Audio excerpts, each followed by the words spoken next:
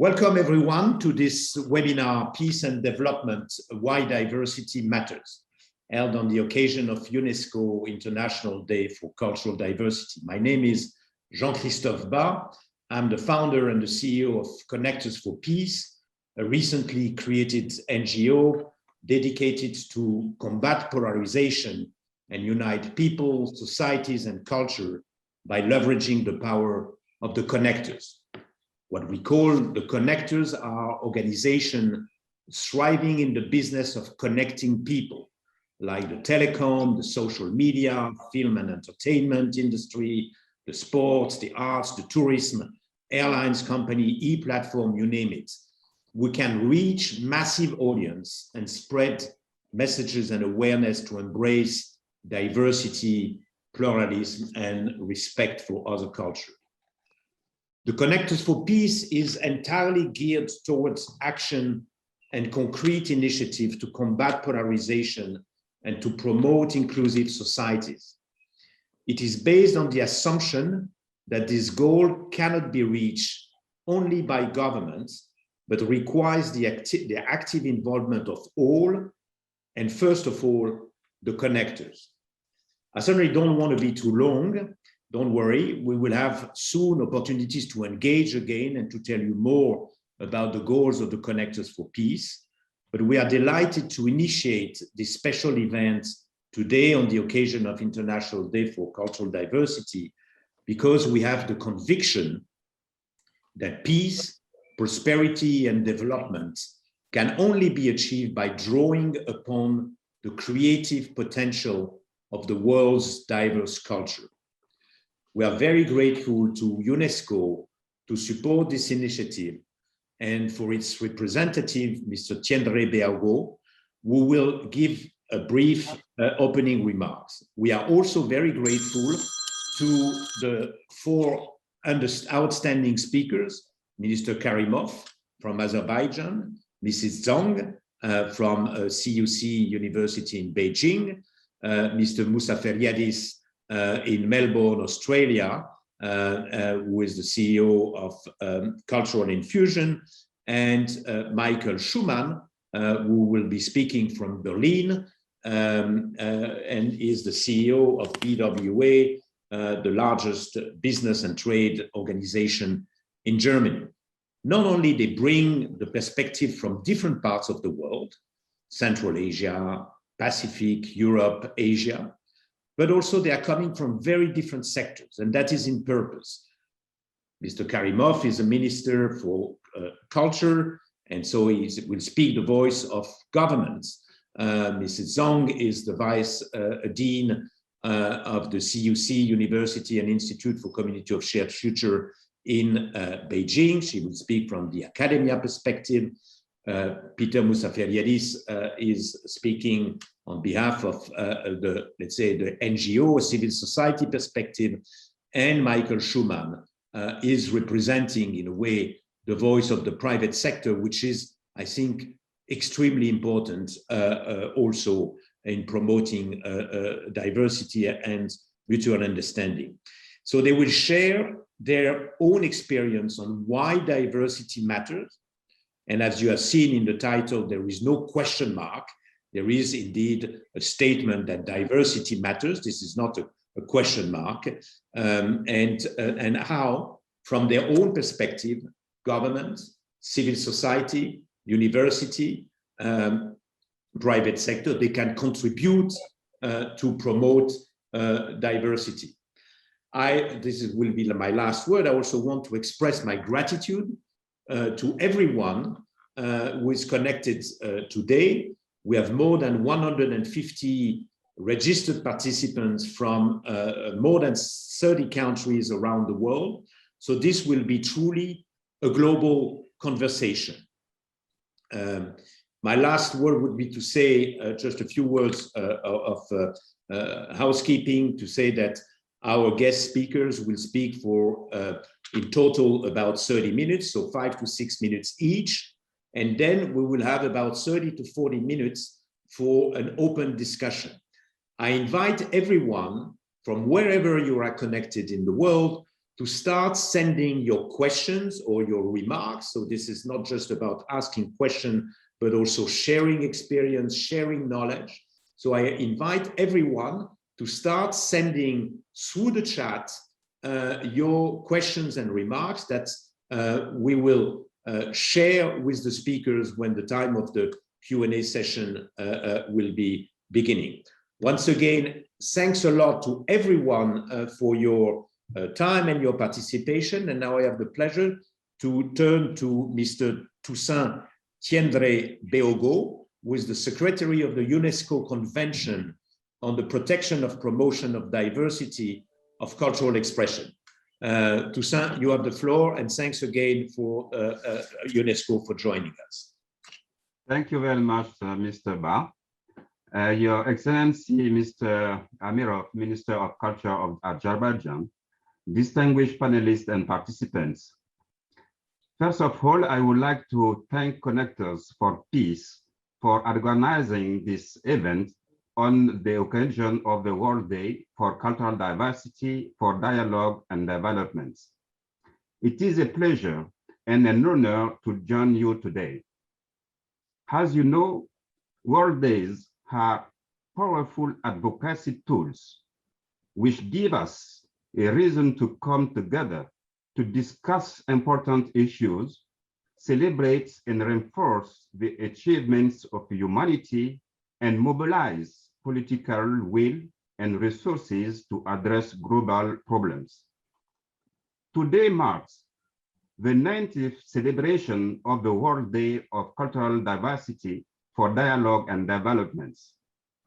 Almost 2 decades after this day was first declared by the United Nations General Assembly, the panel seeks to answer a simple question: peace and development, why diversity matters.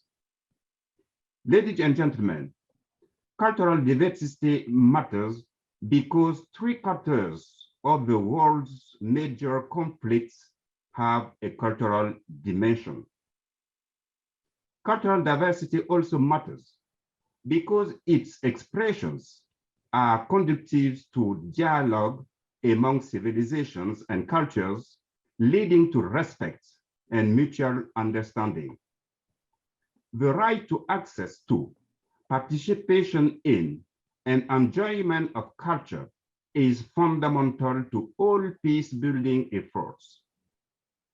As stated in the 2005 UNESCO Universal Declaration on Cultural Diversity, respect for the diversity of cultures, tolerance, dialogue, and cooperation in a climate of mutual trust and understanding are among the best guarantees of international peace and security. Cultural diversity is as necessary for humankind as biodiversity is for nature. A diverse world is not only more peaceful, it is also more prosperous and more equitable. And the cultural and creative industries generate annual revenues of $2,250 US and nearly 20 million jobs worldwide. They also employ more people aged 15 to 29 than other sectors, such as culture directly contributes to achieving inclusive economic growth and reducing inequalities on a global scale.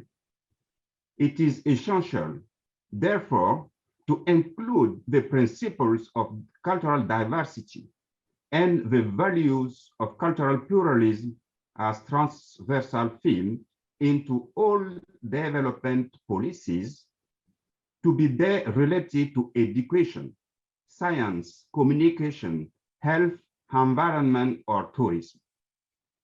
Culture is a powerful force to create bridges among people, bringing them together around a shared understanding and experience.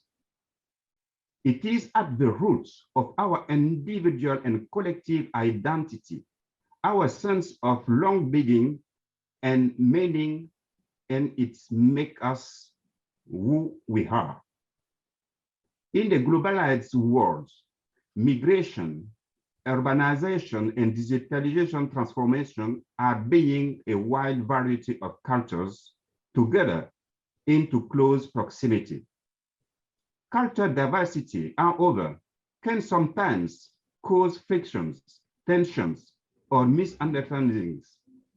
Difference can be perceived as otherness or give rise to fear and exclusion. Diversity, however, should never equal division.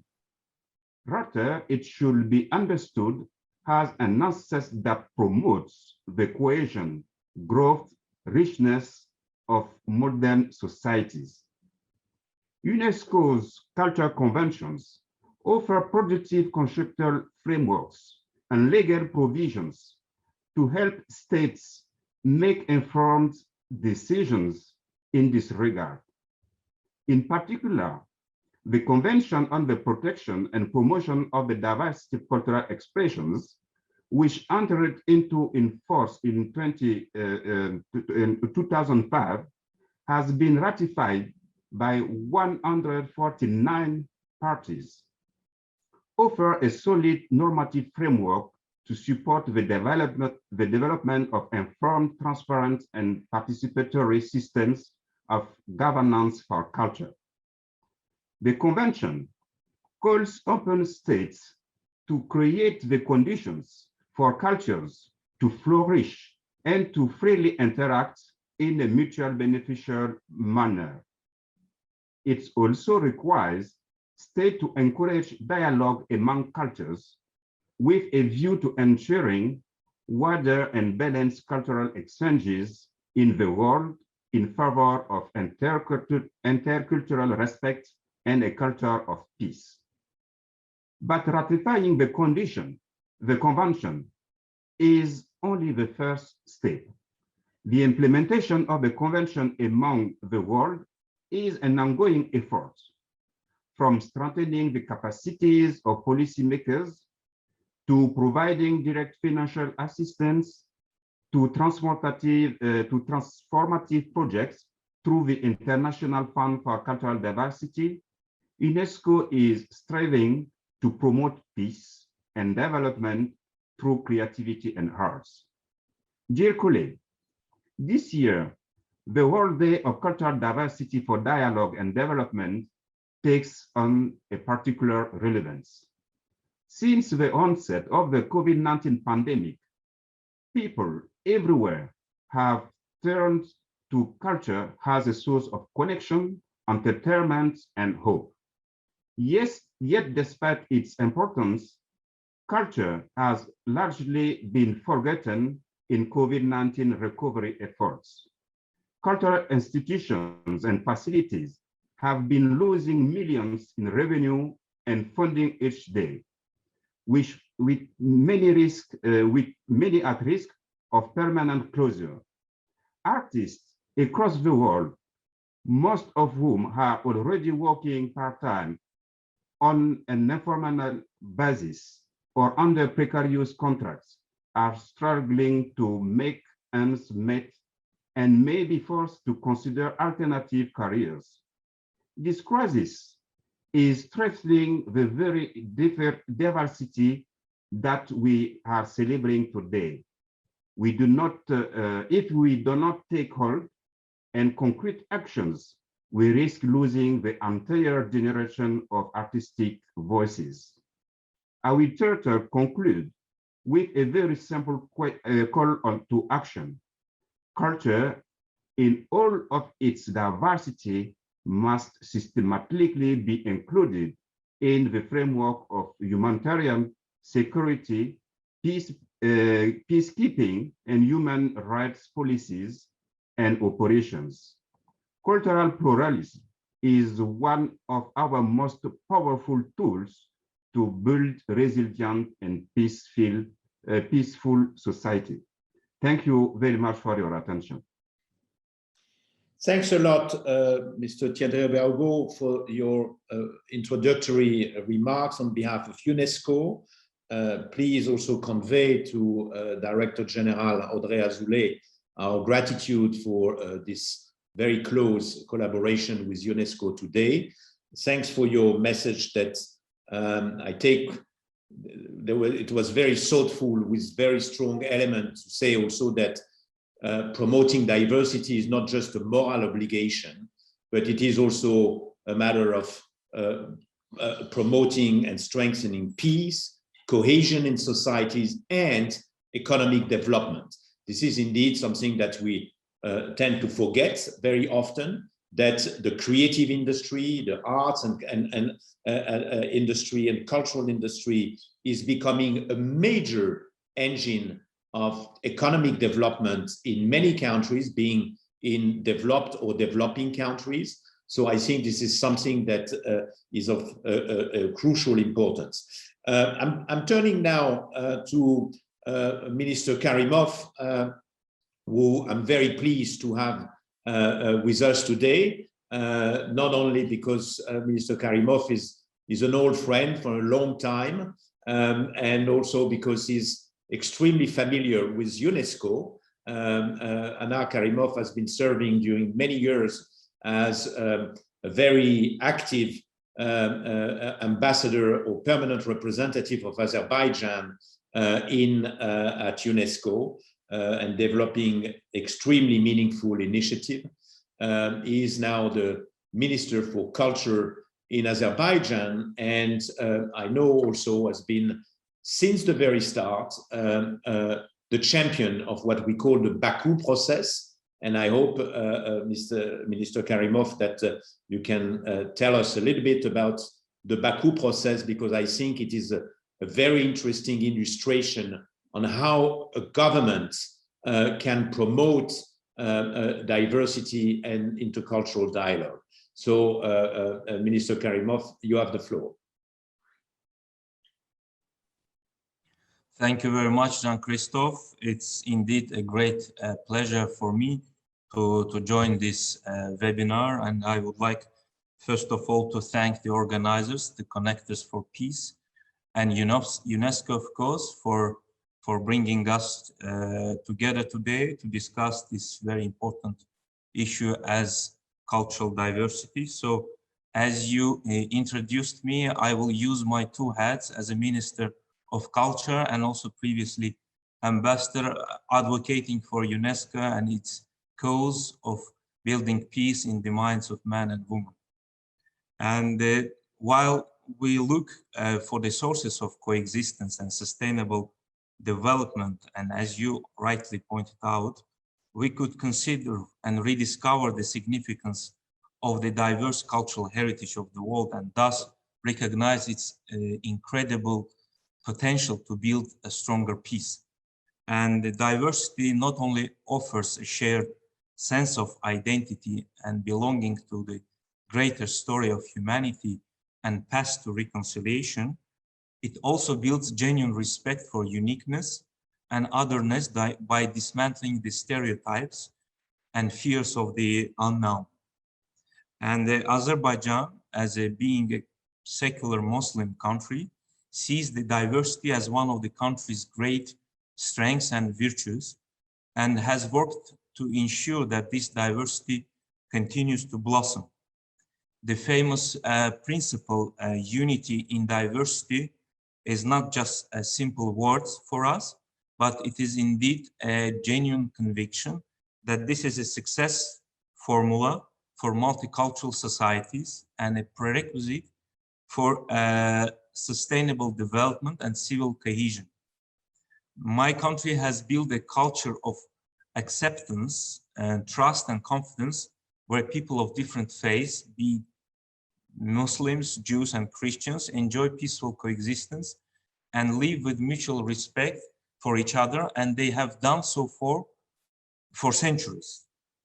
Azerbaijan was home to one of the earliest Christian communities in the world, a Christian community that helped to shape Azerbaijan's history throughout the ages. And today this community remains an important and vibrant part of Azerbaijan culture and society.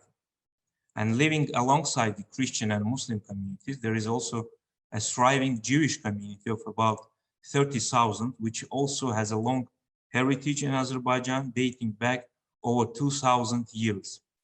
And when over the centuries the Jews in the surrounding regions found themselves persecuted, they found my country as a safe haven. And the three major religions have prospered because of the age-old traditions of mutual respect and peaceful coexistence. But as the experience in different parts of the world shows, social acceptance is necessary but not a sufficient condition. By themselves, communities achieve not so much without active government support. And there should be a policy of the government that promotes mutual respect and resists divisions and sectarianism. And in the case of Azerbaijan, the policy is there, and we are very motivated to stand for these values and present to the world this incredible example of diversity and respect to multiculturalism. Our geography, to a certain degree, predetermines our role, and we are investing into the dialogue of civilizations and cultures. And as Jean-Christophe said, we launched many projects, and Baku process is one of them. But let me also speak about what we are doing as a government within the country, and to preserve and to promote these values and traditions. The government has taken necessary steps, including institutional and legislative measures, provision of support to ethnic and religious communities, restoration of diverse cultural and religious heritage, conduction of humanitarian activities, and of course this global movement for intercultural dialogue, which we call Baku process. In terms of structural mechanisms encouraging inclusion, Azerbaijan, to ensure the preservation of tolerance, cultural, religious, and linguistic diversity in Azerbaijan, as well as to explore and promote existing multicultural models, the Baku International Multiculturalism Center was established in 2014 by the government of Azerbaijan, which aims to promote the diversity, the cultural and religious diversity in the country.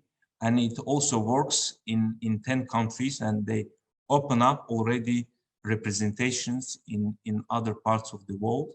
First of all, to explore the existing multicultural models in the world, and also to share our experience, how the government of Azerbaijan deals with the diversity and promoting peaceful coexisting among communities. The legislation, of course, is very important, which is, I would say, fundamental in promoting the respect for that cultural diversity. Constitution, and along with the constitution, also the different laws, which also guarantees and contains the principles of equality, diversity, and other principles that provides necessary rights to the communities to enjoy their peaceful life in the country. I would also cite some measures that we are doing among our cultural and religious communities, including the schools and providing the regional televisions and radio channels in their native languages, the programs in their native languages, and also some cultural events that promotes the culture of our communities in Azerbaijan. Also, I would like to highlight that the government has built and rebuilt the cultural and religious sites, including synagogues, mosques, and churches. And this is also supported by the government on a highest level. And when you look at the ethnic composition of Azerbaijan, it could remind a large size, multicolor carpet. And you know that Azerbaijan is very famous with its carpet weaving traditions. So if you look at Azerbaijan, you can see this multicolor carpet with its every patterns, every ornament has its own religious and cultural significance. On an international level, of course, Azerbaijan is very proactive in promoting of cultural diversity and dialogue, and closely collaborates with leading global institutions, as of course UNESCO stands first as a key partner of Azerbaijan, also UN Alliance of Civilizations, Council of Europe, ISESCO, OIC, and many others, and which led us, of course, to speak or to think about establishing a global platform, which in 2008 launched by the president of Azerbaijan and was called the Baku process, which became indeed a very open and respectful forum of exchange of views between individuals and groups with different ethnic, cultural, and religious and linguistic backgrounds, but also embracing all stakeholders and different layers of society. And Jean-Christophe can also prove it that indeed when we started this, and Jean-Christophe was one of those friends of us who was in the beginning of this process, we didn't even believe that this Baku process can reach these horizons and became a global platform. And since 2011, within this Baku process, we started to organize World Forums for Intercultural Dialogue with this aim to bring together all stakeholders, different organizations, like I said already, UNESCO, UN Alliance of Civilization, Council of Europe, ISESCO, and many others, to bring together the organizations, to bring together media representatives, civil society, youth organizations, business community, to discuss the ways how we can strengthen the intercultural dialogue, and of course to, as a red line of all these activities, is to promote the cultural and religious diversity. And this forum is indeed a unique opportunity to raise awareness of the contribution of diversity to the sustainable development, to the economic development and prosperity, as well as to how to make the resilient societies, to strengthen and foster the civil cohesion in the world. Just to highlight that this initiative of Azerbaijan was really very much praised by the world and also by UN Secretary General, that he recognized the success of the Baku process in its annual report to the UN General Assembly, where he made a reference to the World Forum for Intercultural Dialogue as a key global platform for promoting intercultural dialogue worldwide. When we speak, of course, the cultural diversity, we have to also bear in mind that it is very much embodied in protection of cultural and religious heritage. And unfortunately, in some parts of the world, including in Azerbaijan, previously occupied territories, cultural diversity was jeopardized by what we call cultural cleansing and destruction of cultural and religious heritage, namely mosques, temples, tombs, and cemeteries. And that was an example of how cultural heritage became a target just because it represents a different religion or culture. And my country, after the liberation of the occupied territories, has launched a huge reconstruction works, including rebuilding and restoring all religious heritage, irrespective of its origin. It was also explicitly announced on a highest level by the President and by our Ministry of Culture that Azerbaijan is not fighting with the monuments. And as an example, I can tell you that we recently started the restoration works of 2 churches in the liberated Karabakh in Shusha.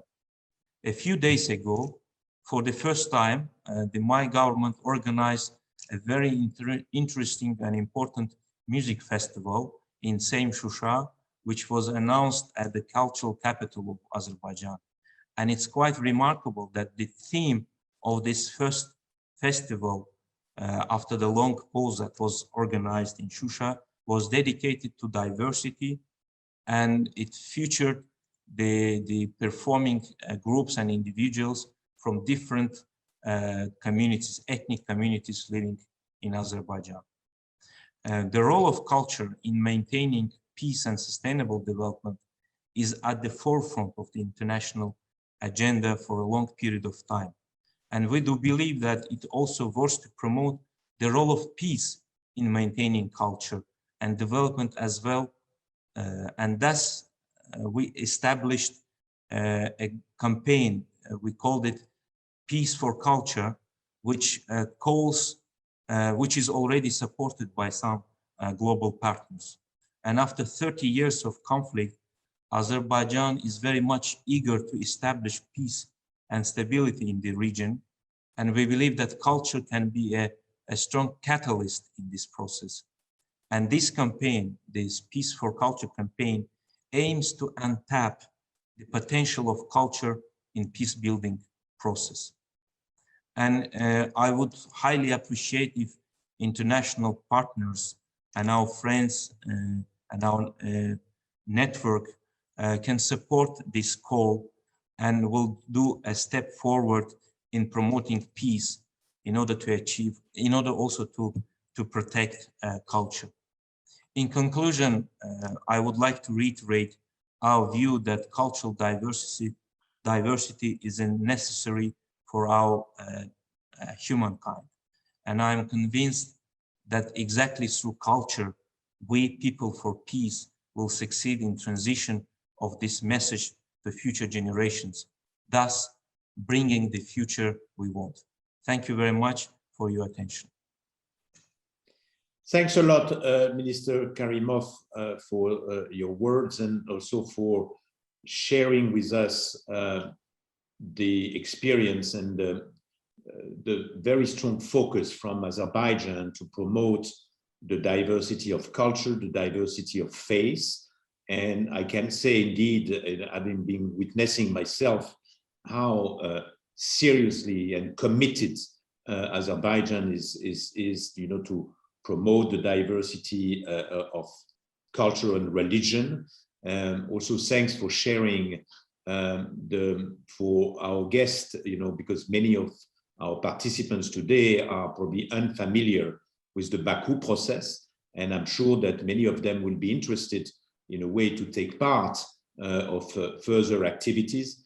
Again, I can testify that having been part of this process for many years, that this is really a global, or the global rendezvous, or the global platform for all stakeholders from all part of all sectors, to promote cultural diversity. So this is very important to see that governments can play a very active role, and really to stress the importance of intercultural dialogue and diversity in the sustainability agenda. Sustainable development is not just about poverty eradication and climate change, which are of utmost importance, but we will reach sustainability in our societies only also if we manage to build cohesion and inclusive society. So thanks a lot, Minister Karimov. I hope both of you, Mr. Tiendrabogo and yourself, can stay a little bit longer, because we have lots of questions about the role of education and the role of government. So I hope we can take some question, but I turn immediately to Dr. Zhang, and I'm very pleased to have you, Mrs. Zhang, today.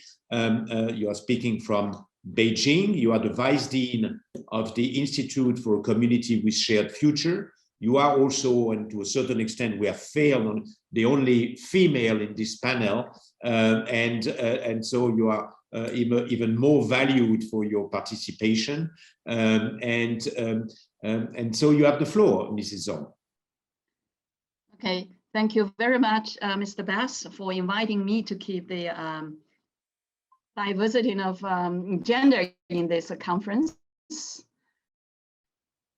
And yes, I'm from Beijing, China. I'm from Communication University of China. We are the university, we do media and communication research and education. So as a researcher on China-Africa media studies, today I'd like to share my reflection on media culture diversity for community with a shared future through a constructive approach. I agree with the minister that the government play a very important role in culture diversity building, but at the same time I think media also play a very important role in this process.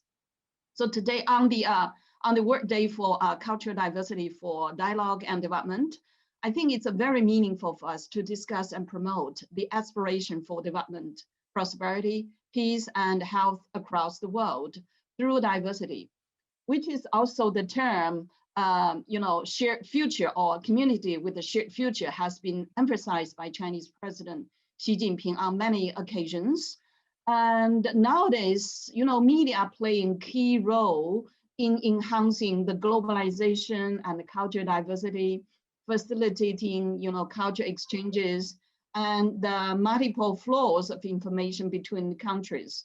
So let's go back a little bit back on the UNESCO, history. So we still remember that during the 1970s and 80s, on the platform of UNESCO, there's a debate on the international communication.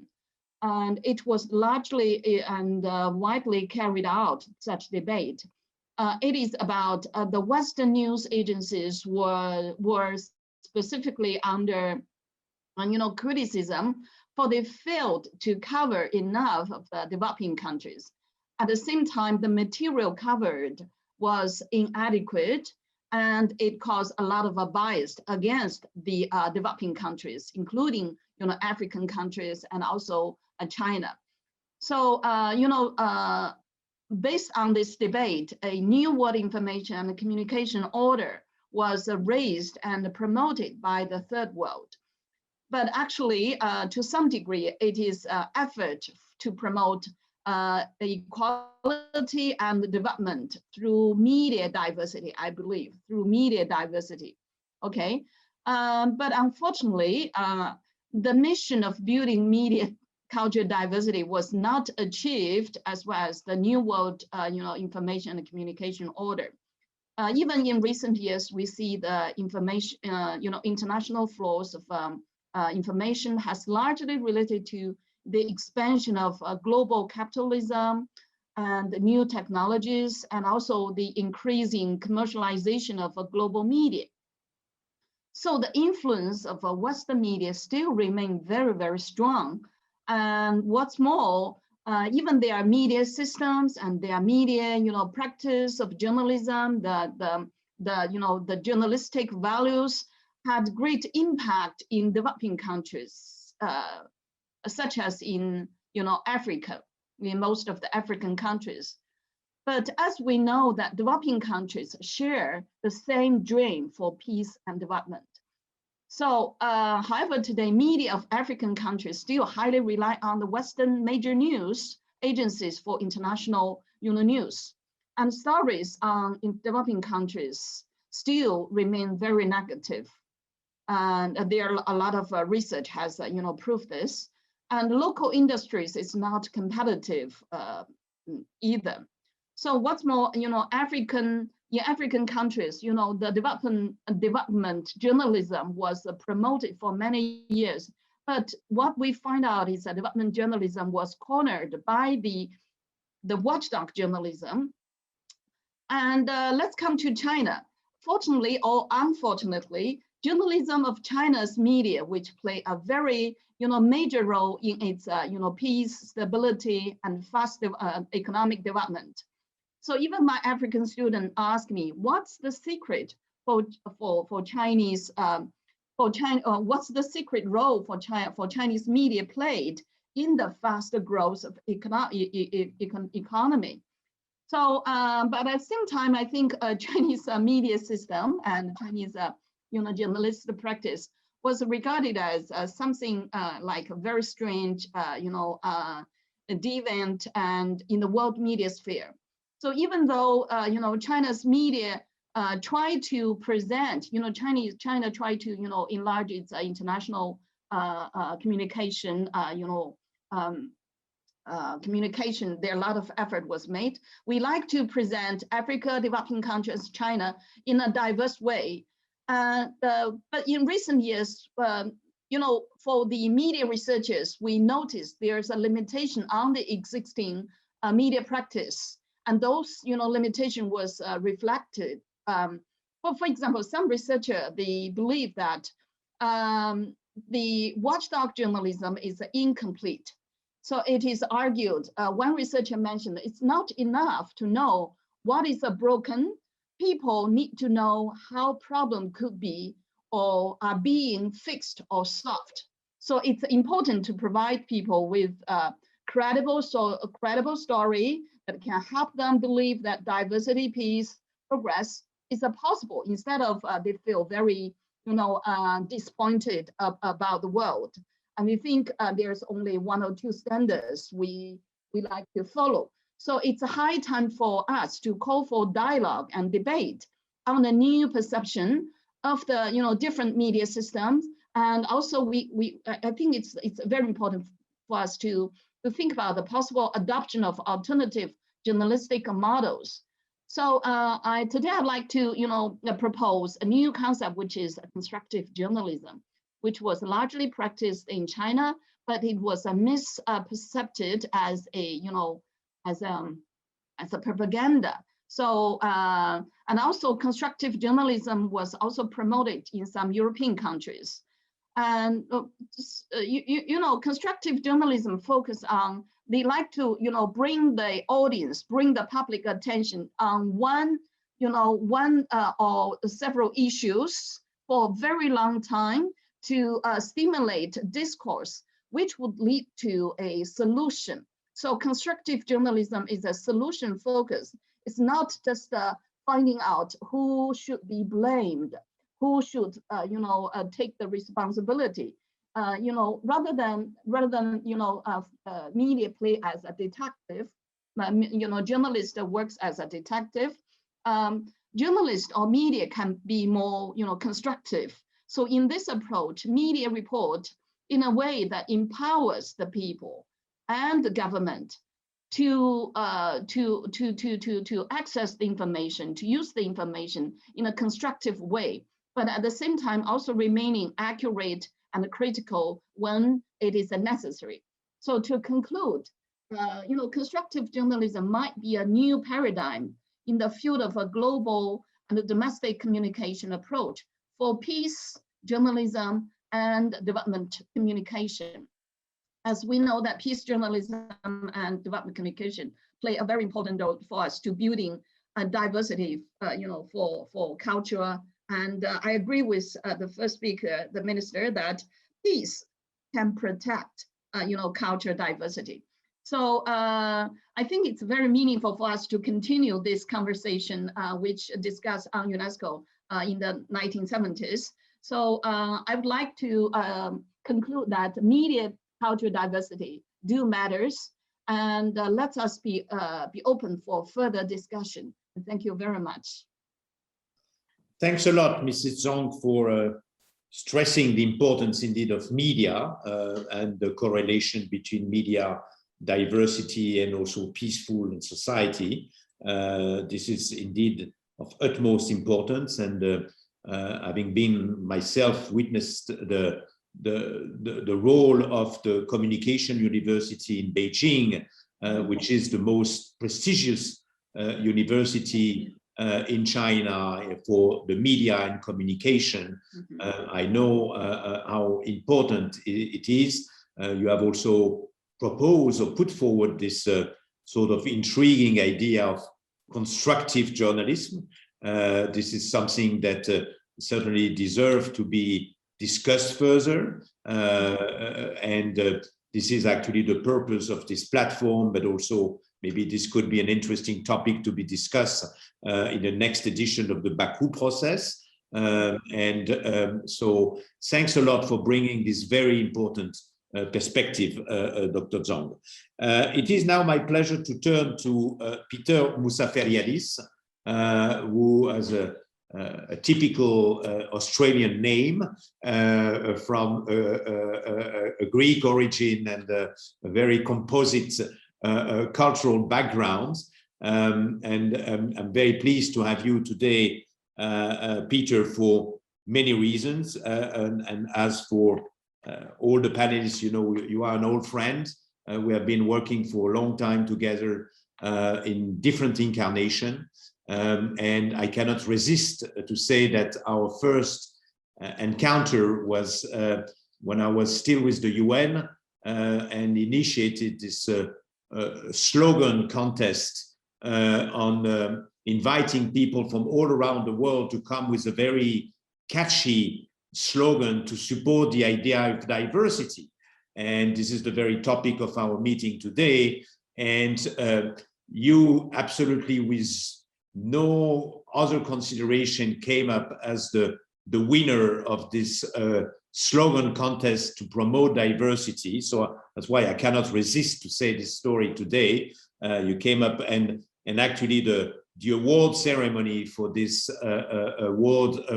slogan contest took place in Azerbaijan at the occasion of the Baku process annual forum. And I will just say that you came up with this fascinating slogan saying, divided we fall, united we stand, and diversified we grow. So I think it says it all. And so that's why, you know, you have definitely all the credential to be with us today, speaking from the NGO perspective, and also hopefully sharing a new tool that cultural infusion has created, this fascinating diversity atlas. Peter, you have the floor. Thank you.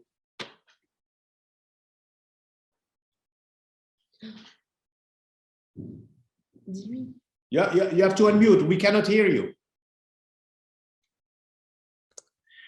Apologies. Thank you very much, Jean-Christophe, for inviting me today. I feel quite humbled by that introduction, and feel quite humbled to be in the presence of all these speakers. Mr. Chandra Beogo from UNESCO for supporting this event, Mrs. Zhang from the Beijing Communication University and sharing her knowledge when it comes to the role that media can play in enhancing cultural diversity. And of course, Minister Karimov, in my first life, I studied and worked as a conductor and composer. And some 25 years ago, I became familiar with Haji Beyov, the Azerbaijani composer, and I fell in love with his music because he was able to take the Makam music and Western music and create something very, very different. Little did I realize in 2013, I would be visiting your country to present the winning slogan, divided we fall, united we stand, diversified we grow. And when I came up with that slogan with my organization, I wasn't just thinking about building socially cohesive and peaceful communities. I was thinking about the diversification of ideas. When you bring different perspectives together, what you can create and how you can innovate. And I was thinking of the numerical system we have today and how that was a convergence of Hindu, Arabic and Hellenic thought. I was thinking of the bionic eye and how the bionic eye has come together as a result of the convergence of many different disciplines coming together to give something to humanity, which would have seemed impossible. But at the premise of innovation sits intercultural dialogue. So good evening once again, everyone from Melbourne, Australia. Today, our world is inhabited by 195 United Nations member states, including 2 non-member states and their overseas independent territories and some disputed territories. Yet according to anthropologists and linguists, and the database our organisation has built over 2 decades, there are over 8,500 ethno-linguistic people groups, 8,500 religions and their branches, and more than 8,000 languages and speech communities across the globe. What an incredibly rich world we live in.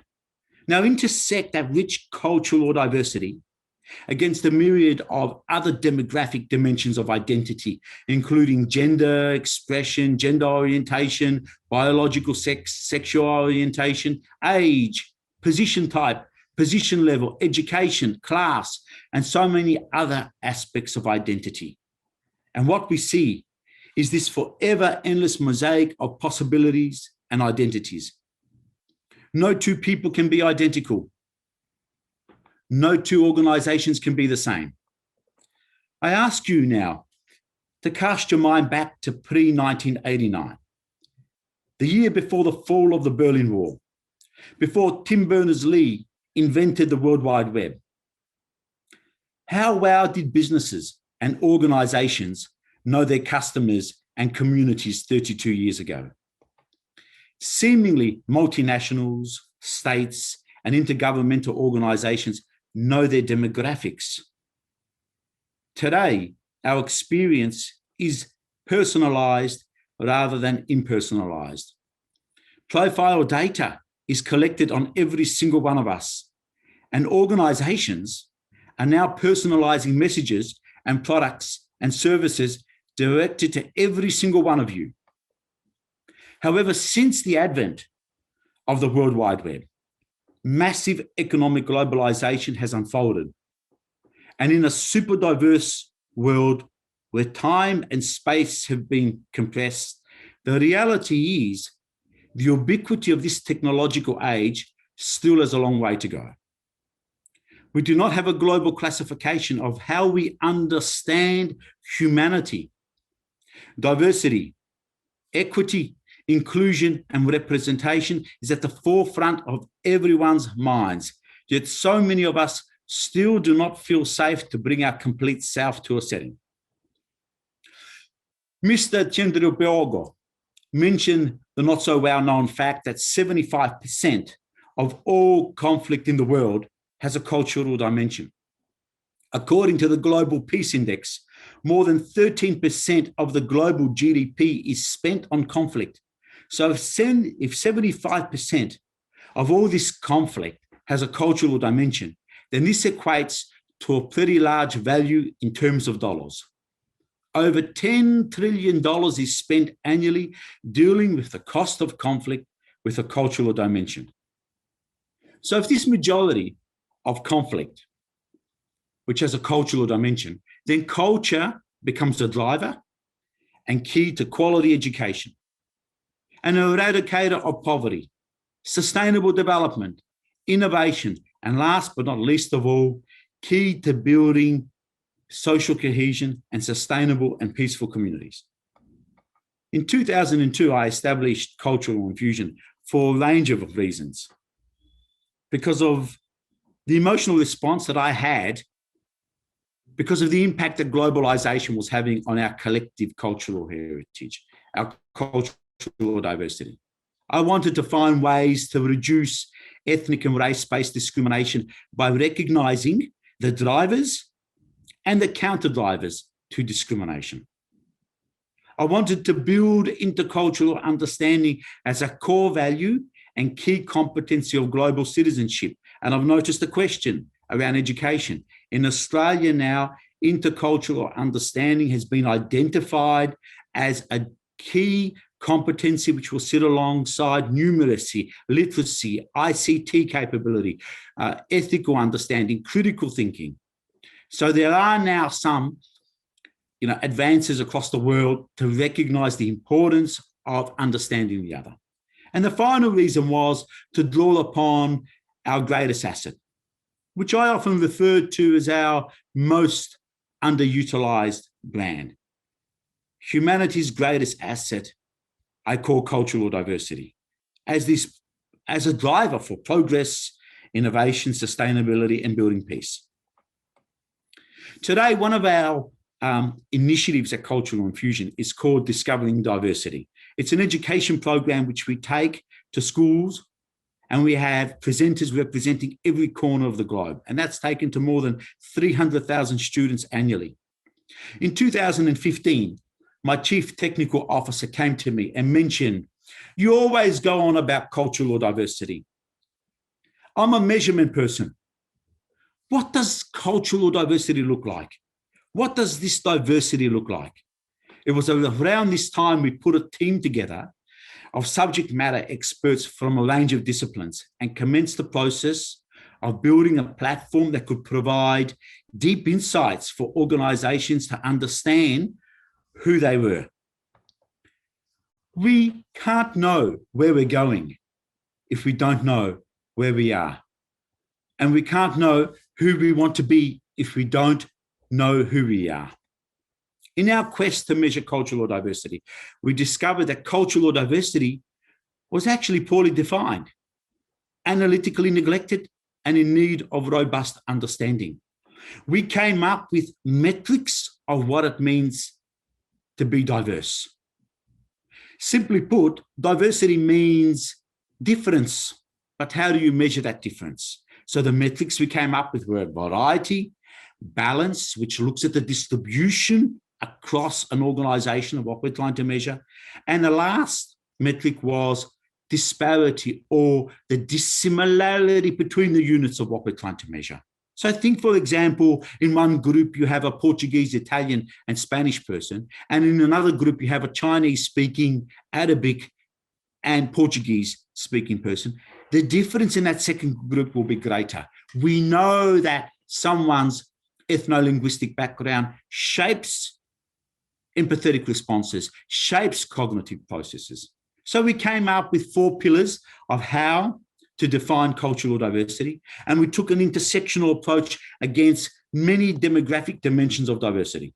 And after 6 years of research and development, we've built a platform that allows us to provide these comprehensive insights, not only into the extent, but also the type of cultural and demographic dimensions of diversity. And this tool is called Diversity Atlas.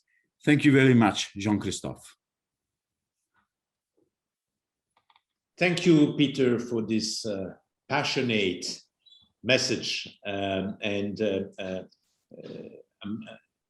Hopefully we can get back to the discussion later on the Diversity Atlas. I would like also to express the regret from Minister Karimov and Mr. Tiendere Bayogo, who had to leave as it was announced at 11.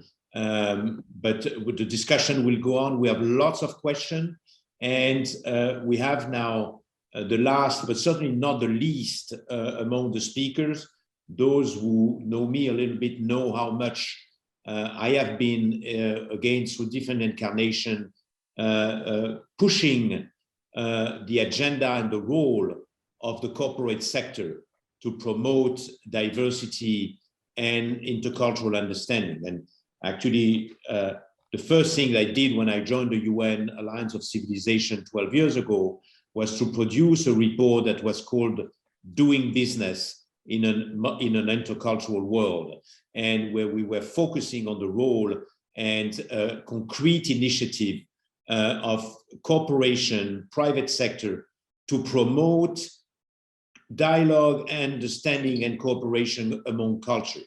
So we have the conviction actually at Connectors for Peace that the response will come maybe first and foremost from the corporate sector. So thanks a lot, Michael, for making time. And I invite everyone, to stay, because we will have time after Michael's presentation to take a few questions. But we are extremely pleased to have you today, Michael. You have the floor.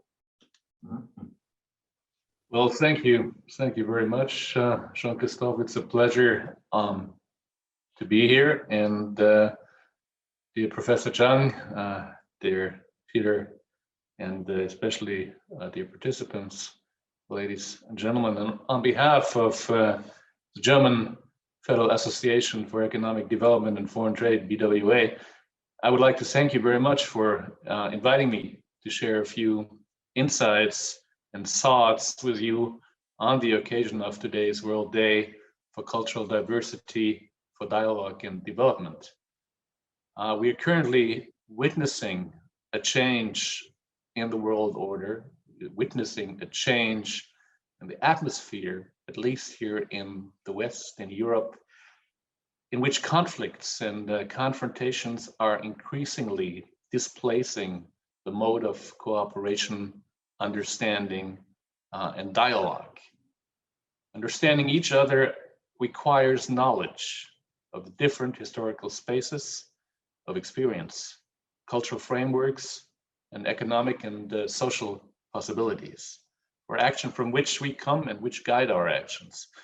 And the current multipolar reality forces us to realize that there is no one right path of development that can apply equally to all parts of our world.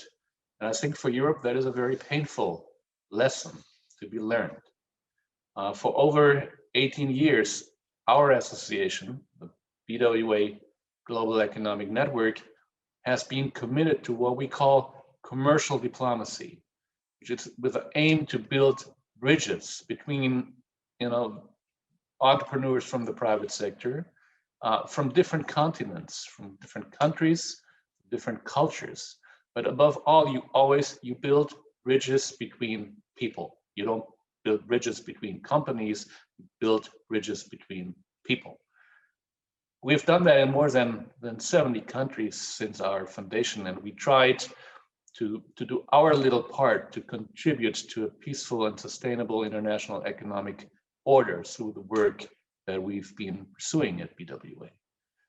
And based on our experiences, I did not found the organization, but I joined it in 2006, so I've been with it for quite a while, and since 2018 I'm chairing it. I would like to share some thoughts with you using the example of commercial diplomacy on the responsibility of stakeholders from the business community and the private sector for the success of peaceful understanding and harmonious international relations. Diversity and multiculturalism are a practical reality in most societies. Question here is, and the question that we are discussing in Germany, for example, right now, is how social processes are conducted and negotiated internally and externally. And when I look at some of the current debates in Germany, and we're right in the middle of an election year, without getting lost in the details, I can state the following: diversity should not pitch us against each other. Diversity means, above all, recognizing and valuing and respecting differences. Yes, it is an enrichment for businesses and organizations when people from different social, cultural, and religious backgrounds come together and contribute to joint success stories. Whether it makes sense to set binding quotas is debatable, but from my point of view, it is important to emphasize that we in Germany, but especially in Europe, need to develop an inclusive concept of diversity that focuses on what unites us, instead of trumping up differences in personal lifestyles into battlegrounds that affect society as a whole.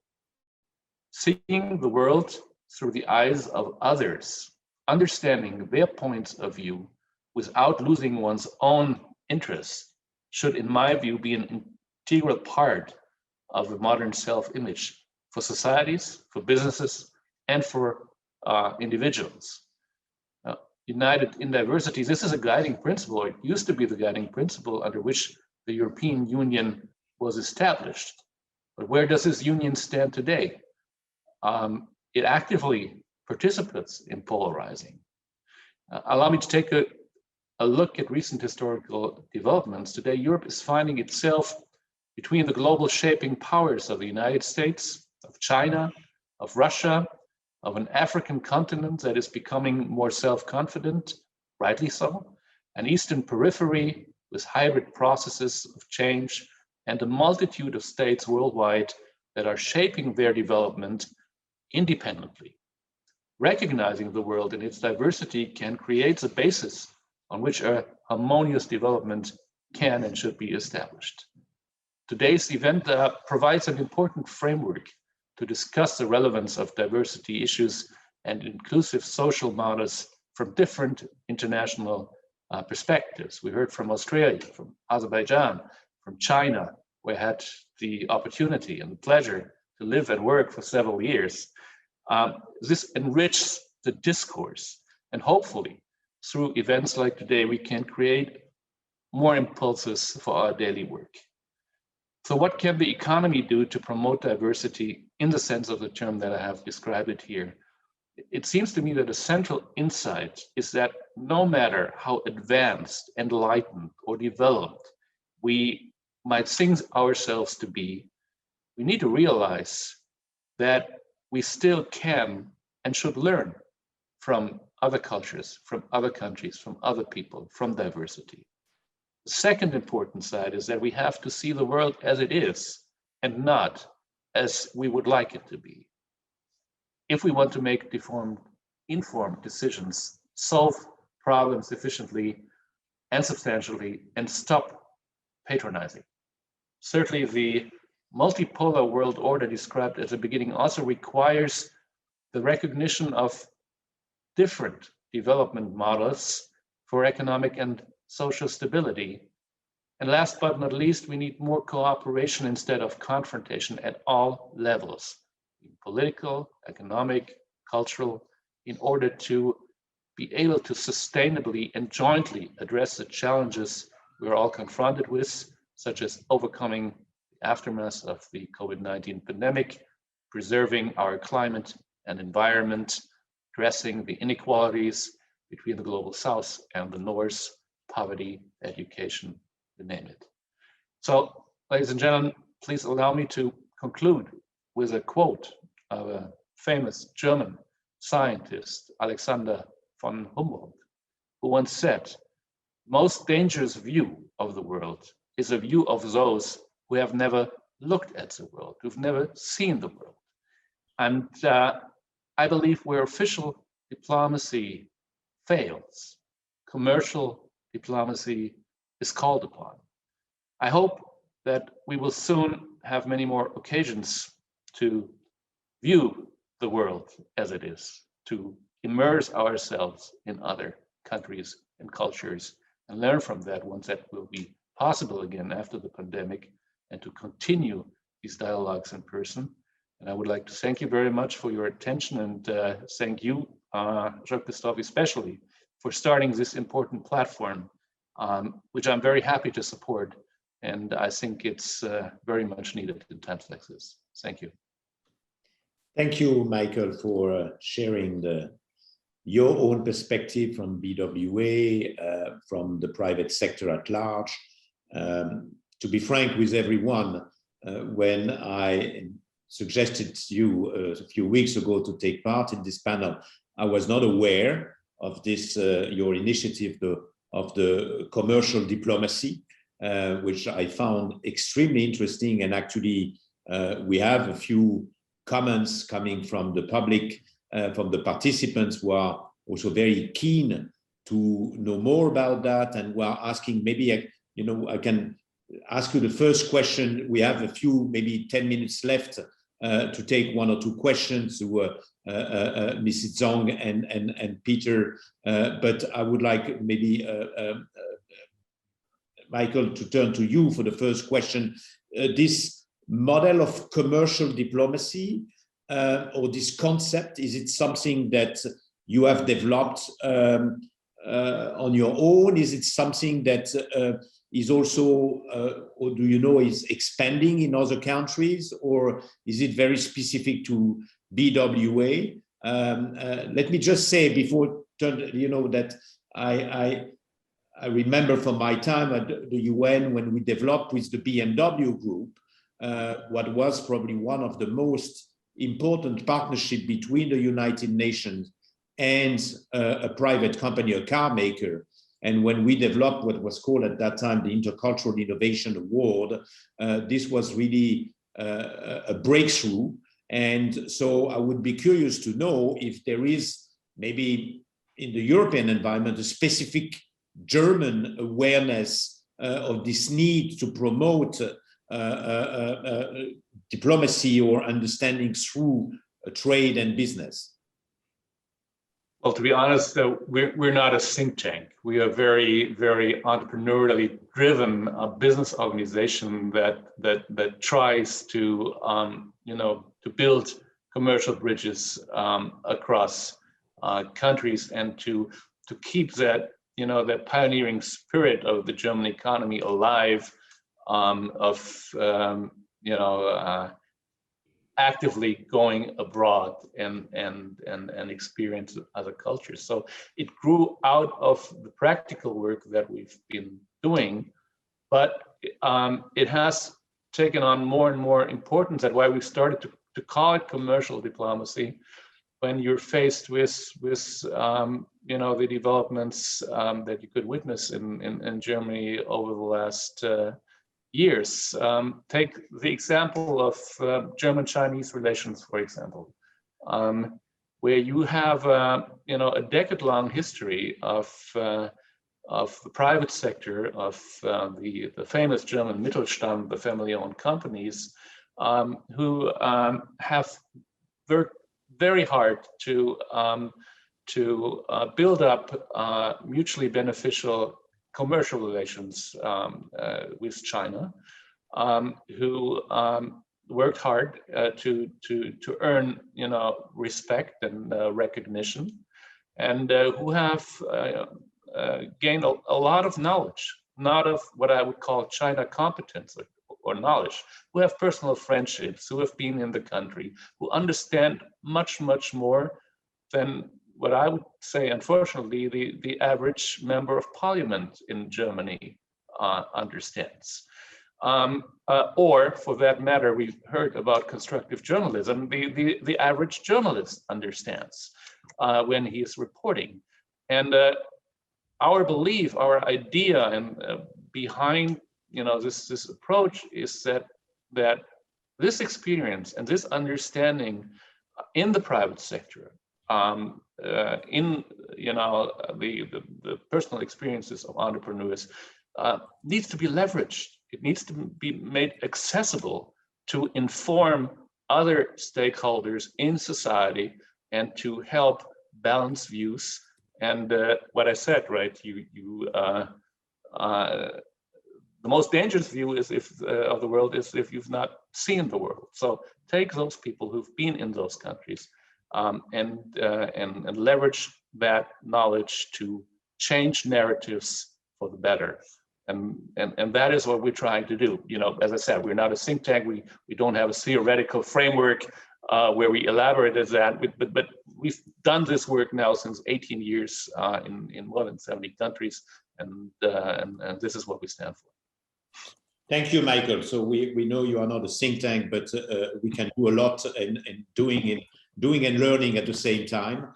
And I hope also that this dialogue today can be an opportunity to, in a way, to activate or to advocate for an increasing role from the private sector to promote diplomacy, to promote peace, to promote stability. That is indeed absolutely key. And we have the conviction that you can do much more than others. Mrs. Zhang, Dr. Zhang, Michael, Jean-Christophe, before we take the next question, I also have to apologize. I'm very sorry, but I need to attend another urgent call. But thank you very much. And I hope we can continue this format. Absolutely. Thank you, Michael. And I also apologize, we have lots of questions.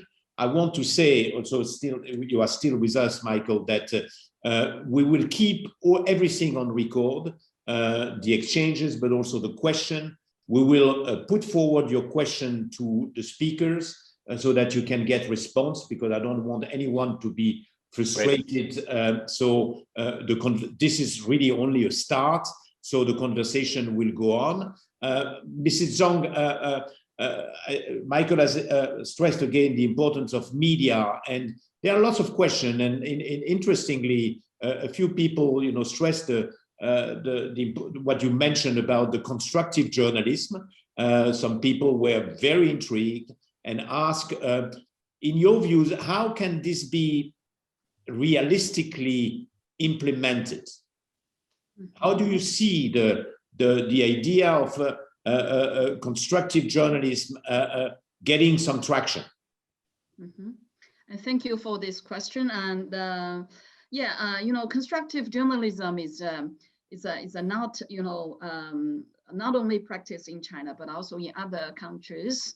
So I mentioned constructive journalism because I believe it is something can cross the border, can narrow the gap between the so-called Western journalistic narrative and also Chinese or the propaganda way or whatever. So I believe constructive journalism will give a very practical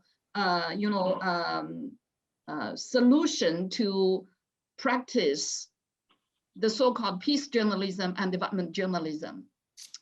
And I think there are too many misunderstandings about Chinese journalism, and also, for example, I give you an example. We have a group of African journalists and journalistic researchers visit China. And then when they really, visiting those media houses, they find out, the media houses are very active and not, so like what impressed them before. They were only following the government, or they are not caring about the people. No, it's nothing about that. So, Chinese media really put a lot of emphasis on the development and the stability. So this is something I think Chinese media, the experience of development of Chinese media can be shared.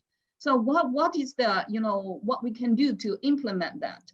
And one thing is, I think through education. For example, I believe that in China, we have a lot of experience. We are practicing constructive journalism.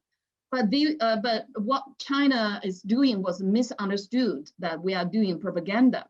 But we know that like African countries, they need to learn more about from the outside. But so far, one of the Ethiopia, university that's Addis Ababa University, and the dean and also the professor said, in our journalistic book, the journalism education, the textbook all from the West. So all the students, they learn the journalism from the Western, textbook. So he believes that there should be at least one chapter about China, about Chinese, journalistic, experience or concept. So I believe education. So the education should be important. We should learn from each other and to do a lot of, exchanges between the media researchers, and that is one. But at the same time, I think, the other way is, I think at least for us, we have to be open ourselves for alternative thoughts, alternative practice, instead of holding the stereotype in your mind against the other, journalistic practice. So I think the other side is we have to, to call people to be more open to, that is to respect the different media system, media culture. So, I think, at the same time, media can also play a very important role to bring the people to introduce each other about the diversity, the different cultures. So education important can play the role, and also, media can play the role. But at the same time, I think, the researchers, the think tanks, we should also be open for each other, for more alternative, ideas. And that is also what we call diversity. Thank you, Dr. Zhang, for sharing again your experience. Very interesting. Unfortunately, we will have now to close this session, but I would like to turn to Peter to ask the last questions. We have lots of questions that are in a way of interest to everyone, but lots of interest and focus on education. There is actually also lots of interest on the Diversity Atlas, and I would like to mention, among others, a good friend from the Rhodes Island, Aliki Moshi, who is with the Annalene Foundation, and she's an old friend from beautiful Rhodes Island in Greece, and she's asking if you could share a little bit more about the Diversity Atlas and also about the role of education. But you are not in the educational system, the formal, but the informal sector. So we all know that today education is about education at school, but also even more importantly, education outside schools through social media, through many other channels. How is it that an organization like yours can contribute to education for diversity and culture? You have just 2 minutes because we have to close this session. Yeah, thank you, JC, and thank you to the question that's been put forward. I suppose for me, it all comes back to how can we take a data-driven approach? How can we start to look at the metrics of what has been maybe considered this intangible area, this fuzzy area. But when it comes to education, or when it even comes to commercial diplomacy and all these terms that we're hearing today, representation or mutuality is a very defining aspect of being able to build peace as well. We know there's a strong correlation between representation and performance and peaceful communities. So I think to some extent, what Diversity Atlas can do is start to look at this mutuality, for organizations or even for the education sector. Do they have workforces that match the demographics? To what extent is the workforce mutually reflective of the community they're delivering services and products? And the best way to do this and achieve this at the end of the day is through a data-driven approach. And we're never going to really know the true extent of the opportunities, the participation gaps that lie ahead of us, unless we can use a tool like Diversity Atlas that starts to look at this correlation, between diversity, your workforce, and how that may lead towards making your organization, the communities you operate in, more inclusive, representative, and equitable. So I hope I've somewhat answered the question there that Aliki has put forward. But in terms of education, I look at what some of the challenges we've had in Australia. There was a recent, just recently, the government here was combining 3 schools into 1 school. So they built a new school and they spent $125 million without thinking what type of workforce that was required. And that created all sorts of challenges and almost riots in a regional town here in Australia. So I'm thinking about the role that the non-government organizations like ours and even private organizations can play by working with government to make ultimately this world a better place. Thanks a lot, Peter. And these were beautiful words to end this session.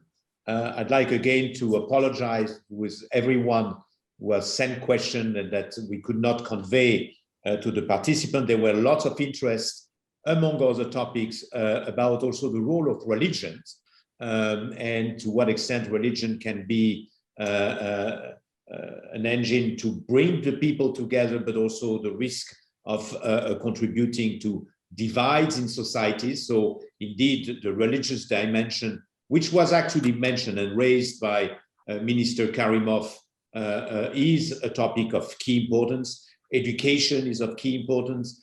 Some of the participants came up with their own experience.